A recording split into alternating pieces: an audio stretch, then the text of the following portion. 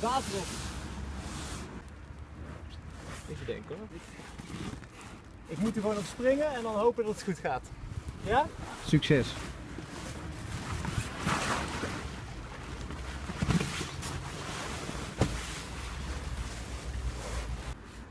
Nou, heerlijk.